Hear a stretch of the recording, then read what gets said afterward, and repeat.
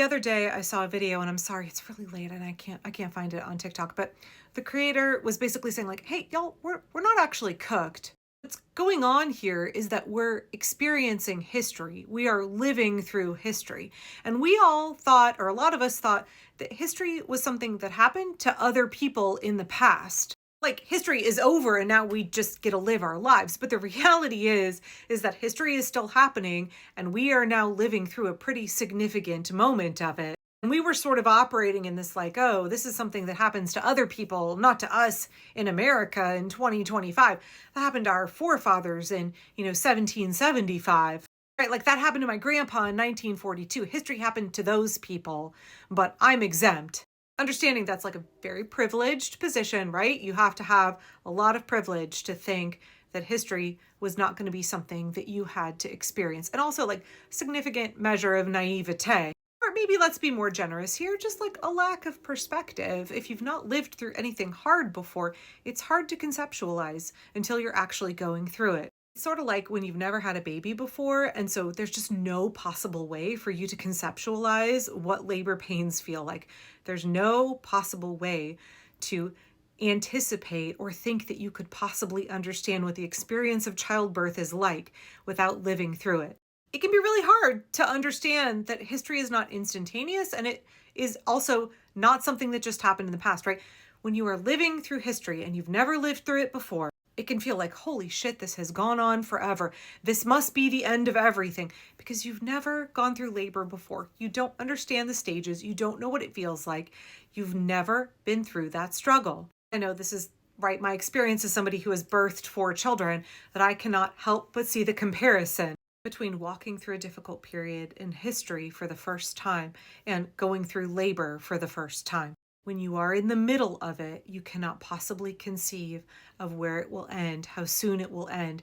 The date is unknown when you will exit this painful, terrible process and come out on the other side, right? I also like to say we're going through a crucible, right? We're being refined by this process. If we let it, right? It's difficult, lots of suffering, it's terrible. But I still firmly believe that the United States can come out on the other end of this and we can build a country that actually works for working class people. We can go through that crucible and burn off our obedience, our compliance, our servitude of the oligarchy. We can burn off fucking Citizens United, get dark money out of our politics, get foreign influence out of our politics, and create the kind of democracy that we all deserve to live in. I have to hold on to that vision for the kind of America that we could have. Just like when you're in labor, you have to hold on to the vision of like, very soon I'll be holding my child. I'm suffering right now. This is terrible right now. It's hard for me to conceive of an end, right? I can't even get through this contraction. I'm just struggling to be present in the moment and get through the next 45 or 60 seconds of this contraction. And I feel totally overwhelmed by the idea that I will get to rest for just another 60 or 90 seconds and then I'm going to be hit with another wave. Oh God, and then the next one's going to come right after that and I'm just going to get drowned, right? That's so easy to get in that mindset when you're in labor. You feel like you can't get ahead of the contractions. For me, it's always been absolutely the thing that's carried me through all 4 of my childbirth experiences has been focusing on the end when I get to meet my child and hold them for the first time. I say all of this because Ezra said something in last week's What's the Plan call with Indivisible that connected to all of this that I've been talking about for the last 4 minutes. First of all, Ezra did talk about this, but he said, I stole this from Leah. All of my best ideas come from Leah. That's his wife and the co-founder of Indivisible. So he said, I'm just going to read it straight from my notes here because it's like 11 o'clock at night. Ezra said that in an authoritarian regime, when you're pushing back, it can feel like you're losing because they're powerful and they're trying to do bad things and you feel like you cannot stop all of it. In the moment, it can feel like, what are we accomplishing here? Are we stopping them? And are we holding back the tide at all? It can feel like, oh God, I'm going to get hit with that next contraction in another 60 seconds. And I've not been able to come up for air. I've not been able to recenter myself and brace myself for the next one. Instead of understanding that like, oh, my body is opening. I'm getting ready to birth my child. Every contraction is a progression. Every contraction is getting me closer and closer to the moment when I can meet my child, when we're in the middle of what we're going through now in history.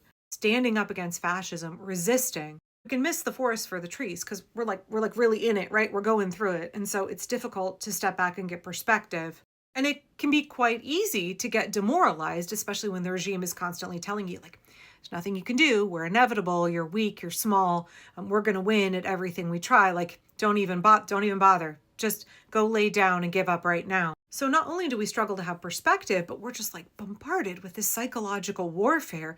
And it's very hard to maintain our emotion regulation, our discipline, when we're under all of this stress. So not only are we not getting accurate feedback about the impact of our actions, we're actually getting disinformation at the same time. So Ezra went on to say there's actually 4 ways that you can help quantify your success, that you can actually take an accurate measurement of what your movement, what your actions are doing. You actually need that assessment to help bolster your morale, right? Getting feedback. In DBT therapy, they like to say, check the facts, right? We check the facts and that accurate information. That can do so much to help our perseverance, to help our outlook, to help us keep going. It's like when you're in labor and the midwife comes in and she checks, and like in your brain, you're like, oh God, I've been laboring for so long and I'm probably still stuck at 4 centimeters. And she comes in, she's like, you're like at 8.5. You're like at 8.5. You're doing great. And your own mental assessment in the moment when you're overwhelmed with what you're feeling in your body and you very poorly able to assess the passage of time, and you're just, again, like right in the trenches, you're really going through it, to have an outside assessor come in and be like, hey, let me give you some facts to help you get through this, to help you understand where you're really at. While we are going through this difficult period in history, when we thought history would never happen to us, and not just happen to us, but like we get to help shape it, right? This is our country. This is our future. We get to help write what happens next. But in the moment when we're scribbling, it's good to have these 4 ways to assess our success thus far. So the first question you want to ask yourself, or your group wants to ask, is, are we more unified than we were before? We here being the American people, we here being the resistance movement. The second question is, are we bigger than we were before?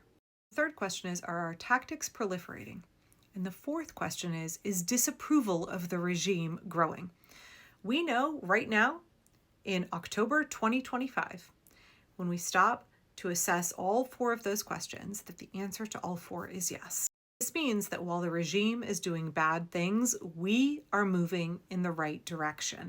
Playing the long game here, y'all. This is a marathon, not a sprint. We are moving in the right direction. They're trying to scare us. They're trying to tell us that that's not the case, but we can take an assessment. We can check the facts. And as we're looking at history unfolding, as we're looking at us helping make history, helping write history, we are more unified and organized as a resistance movement than we were just a couple of months ago. We are bigger than we were before. Absolutely. Indivisible is adding dozens of new chapters every week, and that has not slowed down. We are seeing enrollment in grassroots organizations, pro-democracy organizations growing all over the country. We know our tactics are proliferating. More people are learning the skills. More people are engaging in different non-violent direct actions. And lastly, disapproval of the regime is absolutely growing. Donald Trump is underwater on every single issue. He is deeply unpopular. What the fascist Republican Party is trying to do is deeply unpopular. We check all 4 boxes. We are moving in the right direction. We got to go through this, y'all. We got to go through this difficult period in time. We have to live through history. We are moving in the right direction to be able to stop them. We are playing the long game. Our feelings are not facts. It can feel like we are overwhelmed. It can feel like it's difficult to assess accurately whether or not we are actually making progress here, whether we're actually standing up against them. But our feelings are not facts. And when we accurately assess all 4 of those metrics, we are going in the right direction. We just have to continue to build the movement. We got to keep bringing more and more people in.